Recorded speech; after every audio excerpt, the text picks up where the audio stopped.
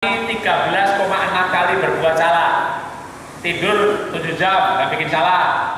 Pergi ke ladang, pergi pelayanan, pergi ke mana nggak ketemu. Pergi ke kantor 6 jam.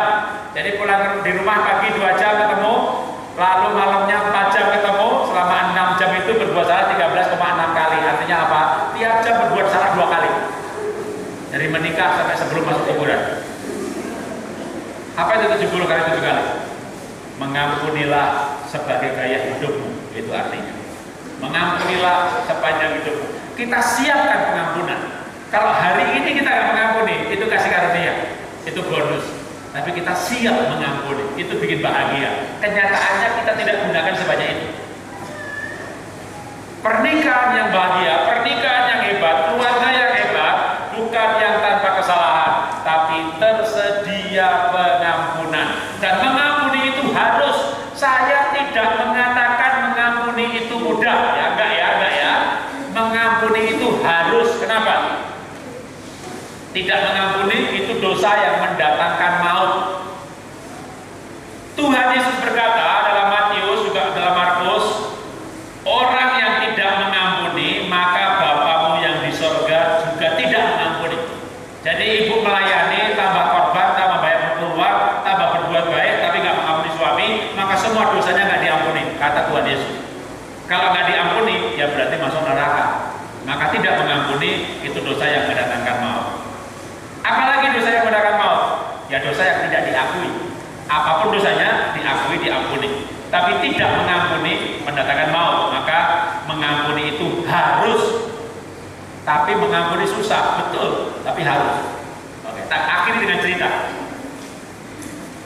Ada cerita suami yang punya istri wanita, ya tentunya wanita ya, punya istri.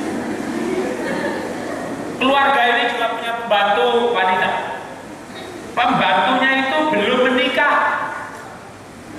Punya sopir laki-laki, tukang kebun laki-laki, tukang masak perempuan, belum nikah juga. Nah, pembantunya yang belum menikah itu hamil. Wow, mujizat terjadi. Yang tidak ada menjadi ada. Pertanyaan Tuan Putri, siapa yang mengadakan mujizat? Tukang kebun, sopir, atau suaminya? Diselidiki, ternyata suaminya. Maka Tuan Putri membela suami. Ini memang pembantu genit. Nama baik keluarga dirusak gara-gara pembantu yang kurang ajar. Tidak tahu ditolong, digaji lebih, masih ganggu suami. Maka supaya nggak ribut, dikasih pesangon besar. Nanti sampai ke biaya persalinan, kamu pulang kampung, nggak ada cerita-cerita. Ya, keluarga diselamatkan. Maka Tuan Putri mencari pembantu yang tidak genit. Sekian bulan kemudian, mujizat masih terjadi. Wah, Tuan Putri mulai merasa ini yang kurang ajar suaminya. Tapi demi nama baik, jurus yang sama, pesangon yang besar, pulangkan kampung. Tapi dia mulai pintar, cari pembantu. Jangan yang genit, jangan yang cantik, jangan yang seksi, cari yang sudah tua. Singkat cerita, mujizat masih terjadi. Wah, ini Tuan Putri mulai kepahitan. Ini suami kurang ajar, tua bangga juga disikat. Akhirnya dengan trik yang sama, pesangon besar, tapi dia tidak mau punya pembantu lagi. Sehingga akhirnya dia walaupun kaya, masak-masak sendiri, nyapu-nyapu sendiri. Singkat cerita, suaminya ikut pria sejati, bertobat sungguh-sungguh. Sebagai tanda pertobatannya, dia mengaku kepada istrinya bahwa di kantor juga ada mujizat. Di yayasan juga ada mujizat. Dia ngaku semuanya. Wah, Tuan Putri makin kepahitan. Singkat cerita, suaminya bertobat sungguh-sungguh, bukan cuma mengaku, dia melayani Tuhan. Dan sampai matinya, dia tidak mengulangi dosa yang sama sebagai tanda pertobatannya. Saya tanya ibu-ibu, itu suami mati masuk surga apa neraka? Selingkuh 7 kali, pembantu muda, pembantu seksi, pembantu gak seksi, pembantu tua, di kantor, di yayasan, disikat semuanya, 5 kali selingkuh, masuk surga apa neraka? bertobat, lahir baru, melayani sampai mati, nggak mengulangi sejak pertobatannya. Jadi mati masuk? Yakin masuk surga? Masuk surga. Oke. Cerita belum selesai. Istrinya punya suami selingkuh 5 kali. Dia kecewa, dia kepahitan, sampai akhirnya dia mati karena dia berkata, aku tidak bisa ngampuni kamu model begini. Lalu dia mati. Istrinya belum selingkuh, gak pernah selingkuh, gak pernah nyuri, tapi dia pernah sih bohong dikit, pernah ya nipu dikit pernah juga, tapi bunuh gak pernah, selingkuh gak pernah. Mati dia. Jawab pertanyaan saya, ibu ini mati masuk surga apa neraka? Masuk neraka. Kan yang selingkuh suami. Kenapa masuk neraka? Karena tidak mengampuni. Itu namanya orang sial. Suami yang selingkuh, dia yang masuk neraka. Itu loh pentingnya mengampuni. Kasih tahu sebelahnya. Makanya kamu harus mengampuni. Makanya ampuni aja itu. Memang kunyuk dia, tapi ampuni ya. Kalau kamu ampuni, kamu masuk surga. Saudara dengan mengampuni sehat. Kenapa? Begitu mengampuni kita ada melatonin, rasa mulia.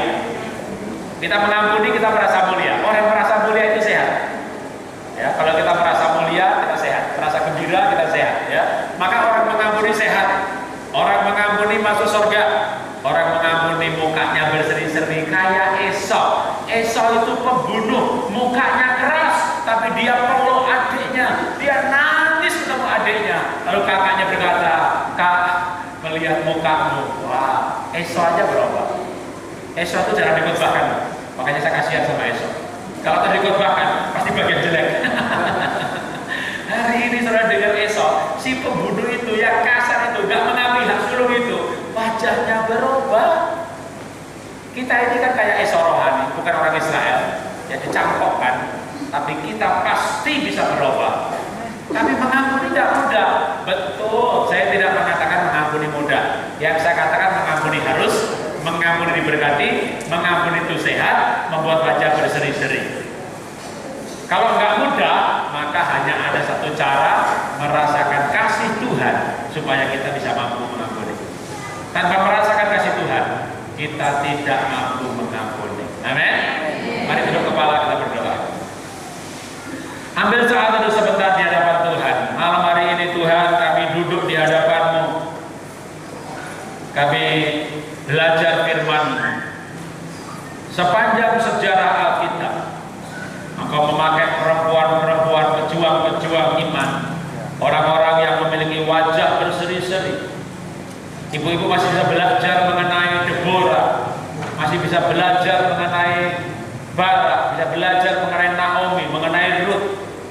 Maka kita akan mendapat pelajaran dari para pejuang iman yang ternyata Alkitab mencatat cukup detail bahwa mereka punya wajah berseri-seri, cantik parasnya, elok parasnya, manis sikapnya, yang semuanya dalam satu arti bisa kita katakan attitude-nya baik, perilakunya manis, sikapnya elok, atau dengan kata hari ini kita sebut wajahnya berseri-seri. Kita bisa belajar dari setiap karakter yang disebut oleh Alkitab mukanya berseri-seri dan kita gali karakternya. Tapi kita lompat tadi lewat ayat-ayat yang mengajarkan bagaimana punya wajah berseri-seri. Musa wajahnya berseri-seri karena berbicara dengan Tuhan. Daud punya wajah berseri-seri juga karena dia memuji menyembah Tuhan. Amsal mengatakan mengampuni, bijaksana.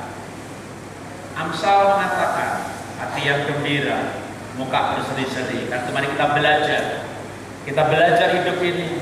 Memang hidup banyak masalah, tapi masalah jangan mengganggu kita, menghalangi kita untuk bersyukur kepada Tuhan. Kekurangan tidak menghalangi kita untuk berbuat baik. Keluarga yang belum sempurna tidak menghalangi kita untuk mengucap syukur dan berbuat baik dan mengampuni kepada pasangan. Orang baik tidak perlu diampuni, tapi kita perlu mengampuni orang-orang yang tidak baik. Semua itu akan membuat kita hidup mulia.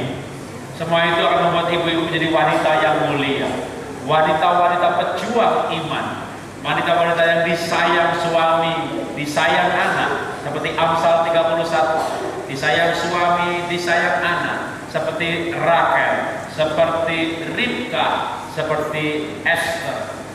Mereka adalah pejuang-pejuang iman yang pernah ada, yang memiliki wajah berseri-seri. Dunia semakin keras, anak-anak butuh sikap yang hangat, kasih yang lembut. Dunia makin keras, suami menghadapi tantangan dalam pelayanan, dalam pekerjaan. Mereka rindu sapaan mesra. Mereka rindu suasana yang ceria. Dan itu biar keluar dari hati ibu-ibu lewat kehidupan ibu-ibu yang menjadi pembawa suasana sukacita dalam rumah tangga. Terima kasih Bapak, terima kasih Bapak. Kami belajar firman-Mu, kami menerima firman-Mu. Di dalam nama Tuhan Yesus, kami berdoa mengucap syukur. Haleluya, amin. Tuhan berkati.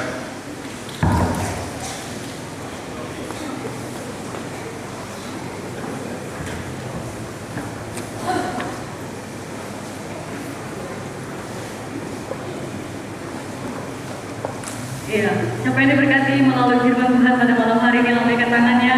Haleluya, sungguh luar biasa firman Tuhan malam hari ini boleh memberkati kita. Baiklah, kita akan mendengarkan pengumuman dari panitia. Kepada Ibu Mary, saya persilakan.